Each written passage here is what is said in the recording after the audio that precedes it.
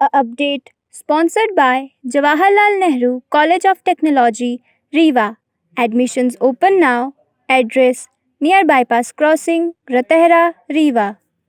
नमस्कार, विंध्या टाइम्स में आपका स्वागत है। आपके साथ मैं हूं विवेक। मध्य प्रदेश के मुख्यमंत्री शिवराज सिंह चौहान लगातार चुनावी घोषणाएं कर रहे हैं। लाडली बहनों की चाहे 1250 रुपए की घोषणा हो या अतिथि शिक्षकों के बढ़े हुए वेतनमान की, सीएम राइज स्कूल में भी तरह तरह की व्यवस्थाओं की बात होती है। लेकिन इन सभी चुनावी घोषणाओं के बीच मध्य प्रदेश में संचालित स्कूलों की स्थिति के बारे में हम आपको अपनी खबरों के माध्यम से अवगत कराते हैं। इनसे खासकर विंध्य में सरकारी स्कूलों की क्या स्थिति है, इसके बारे में आपको पहले भी बता चुके हैं। जहां टपकती हुई छत में छाता लगाकर बच्चे पढ़ने को मजबूर हैं, तो कहीं एक ही कक्षा में विद्यार्थी बैठने को मजबूर है। एक बार फिर हम आपको रीवा जिले में संचालित एक ऐसे विद्यालय के बारे में बताने जा रहे हैं जहां अव्यवस्थाओं का अंबार लगा हुआ है। यहाँ विद्यालय तो है, लेकिन सुविधाएं नाम मात्र की भी नहीं है। मुख्यमंत्री शिवराज सिंह चौहान जहां सीएम राइज स्कूल में विभिन्न प्रकार की व्यवस्थाओं का दावा करते हैं, वहीं रीवा जिले में स्थित शासकीय प्राथमिक पाठशाला रघुनाथपुर में शौचालय तक नहीं बनाया गया है। यह विद्यालय 1997 से संचालित है, लेकिन यह प्राथमिक पाठशाला रघुनाथपुर आज भी व्यवस्थाओं से अछूता है। डर के साए में बच्चे यहाँ पढ़ाई करते हैं और स्कूल में शौचालय की व्यवस्था तक नहीं है। यहाँ जर्जर मकान में भवन जो बना हुआ है, वहाँ पर बच्चे पढ़ने को मजबूर हैं। ऐसी स्थिति में कितनी समय छत गिर जाए, उनके सर में गिर जाए, कोई अप्रिय घटना हो जाए, इसका कोई भरोसा नहीं है। साथ ही यहाँ के स्थानीय लोगों के द्वारा बताया गया है कि यहाँ मध्याह्न भोजन के नाम पर कितना बड़ा घोटाला किया जा रहा है। इसका जीता जागता उदाहरण प्राथमिक पाठशाला रघुनाथगंज में देखने को मिलता है।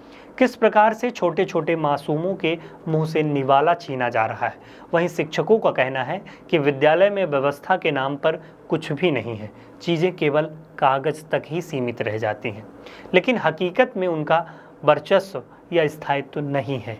लेकिन इन सभी चीज़ों को देखकर यह सवाल खड़ा होता है कि आखिर किसी तरह की घटनाएं अगर हो जाए तो इसका जिम्मेदार कौन होगा।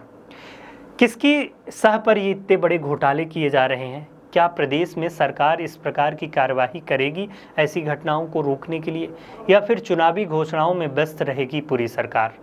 ये तमाम सवाल खड़े होते हैं। लेकिन इस तरह की घटनाएं आने वाले समय में जिस तरह की चीज़ें सामने आ रही हैं, कोई भी अप्रिय घटना होने की आशंका जताई जा सकती है। रीवा से मनीष दाहिया की रिपोर्ट। अगर नहीं होते तो उनकी कंप्लेन आज तक नहीं आई है, पर ये जो खाना पीना की व्यवस्था है ये कुछ नहीं हो रहा। अब आप मान लीजिए कि स्कूल खुले हुए 2 महीने 3 महीने हो गए हैं, बच्चों को आज तक सब्जी नहीं मिली। और दूसरी चीज़ ये है कि मध्य प्रदेश में ऐसी स्कूल ये है हमारे गांव में कि आज तक इसमें शौचालय का निर्माण नहीं हो पाया है, जो कि कागज में देखा जाए तो संपूर्ण रूप से पूर्ण है, पर यह स्कूल में नहीं है। आप खुद देख रहे हैं, नल की भी व्यवस्था नहीं थी, तो सर ने कहीं सीएम एम्प्लॉय में शिकायत करके नल की व्यवस्था कराए हैं, पर उसके आगे कुछ हो नहीं रहा है। ना खाना मिल रहा है, ना बच्चों को कोई व्यवस्था अच्छी मिल रही है। और हमारे यहाँ के जो सेक्रेटरी महोदय हैं, मेरे पिताजी यहाँ के वार्ड पंच भी हैं इसी वार्ड के, कई बार आवेदन दे चुका हूँ। आज तक उन्होंने बोला है कि इस स्कूल में एक जगह मुरुम नहीं पड़ेगी मेरे कार्यकाल में। क्या नाम है? मेरा नाम शिवम तिवारी है भैया। अंशिका।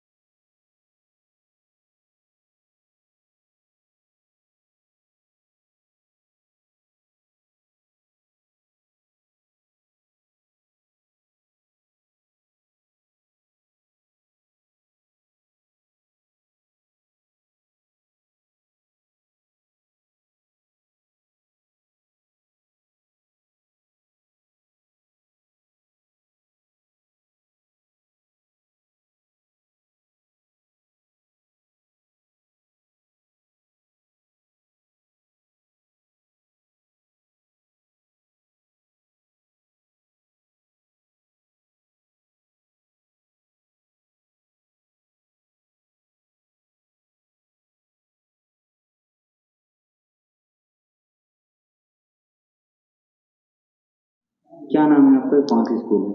मेरा नाम ओम प्रकाश मिश्र है और ये शासकीय प्राथमिक शाला रघुनाथपुर है, खैरा संकुल के अंतर्गत आती है, जन शिक्षा केंद्र अगडाल है। मैं यहाँ प्रभारी हूँ।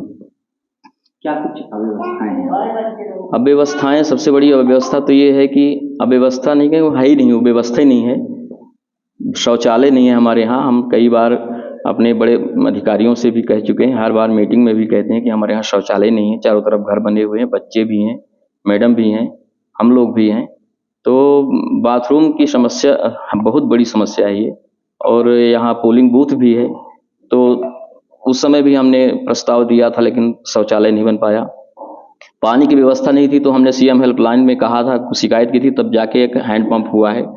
और तमाम स्कूलों में पानी की टंकी स्कूलों में रखी गई है, नल जल योजना से जोड़ करके, लेकिन अपने यहाँ इस तरह की कोई व्यवस्था नहीं है तमाम स्कूलों में, जबकि व्यवस्था बनी इस तरह की बनी हुई है।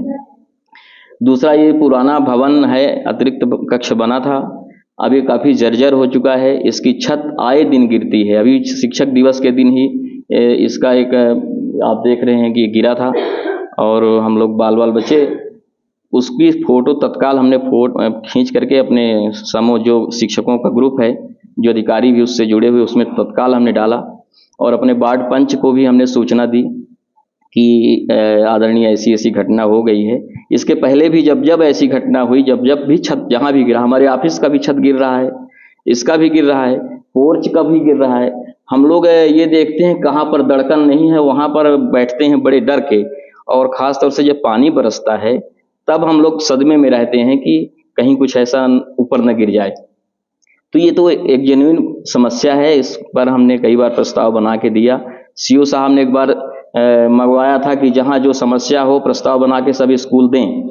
हम लोगों ने वो प्रस्ताव बना करके और सरपंच और सचिव के माध्यम से वो हमने जिला पंचायत को दिया, लेकिन आज तक उस पर कोई कार्रवाई नहीं हुई। बच्चों की किताबें पूर्ण रूप से मिल गई हैं, उनको सभी किताबें मिल गई हैं। देखा जाए तो नीचे रखी हुई है, बारिश के कारण। हाँ, क्या कुछ कारण है किताबें खराब होने का? अभी पर्याप्त अलमारी नहीं है हमारे पास। तो अब पिछले 2-3 सालों से ऐसी व्यवस्था, पहले हम लोगों को 5,000 मिलता था कंटरजेंसी की राशि, और 5,000 इसकी पोताई लिपाई की मिलती थी। लेकिन 2-3 वर्षों से ऐसी व्यवस्था कर दिए हैं कि वही मार्च में वो केंद्रीय वो बना दिए, बीआरसी ही सब कुछ करते हैं, केवल रसीद मांगते हैं हम लोगों से। तो ये नहीं हो पा रहा है। हम लोग जैसे घास फूस कटवाना है, हमारे पास कोई बजट नहीं है कि हम इसको सफाई करवा दें या इसकी पोताई ही करवा दें। अब वो मार्च में ही जब होगा तो होगा। एक ही दिन उसी समय परीक्षाएं चलती रहती हैं और हमको फ़ोन आएगा अचानक कि अपने स्कूल से रसीद दे दो, क्या क्या चाहिए। तो एक दिन में वो संभव नहीं हो पाता, और फिर मार्च में पैसा भी लैप्स हो जाता है। अब वो किस खाते में पैसा आता है, हम लोगों को खाता खुला है लेकिन वो खाता संचालित नहीं है। पहले हम लोगों का स्कूल का एक पीटीए बना है, पीटीए खाता होता था, उसमें राशि आती थी जिसको हम लोग खर्च करते थे। अब वो व्यवस्था नहीं है। अब वो व्यवस्था बीआरसी के हाथ में है। वो एक ही दिन में सब कुछ हो जाता है। तो कैसे संभव है? 15 अगस्त आता है, 26 जनवरी आती है, और साल भर लगातार कंटरजेंसी की हम लोगों की जरूरत पड़ती है, और एक साल भर में एक दिन में वो सब कैसे संभव हो सकता है? अलग अलग टाइम में अलग अलग चीज़ों की जरूरत पड़ती है, जिसको हम लोग अपने जेब से ही खर्च करते हैं उसको।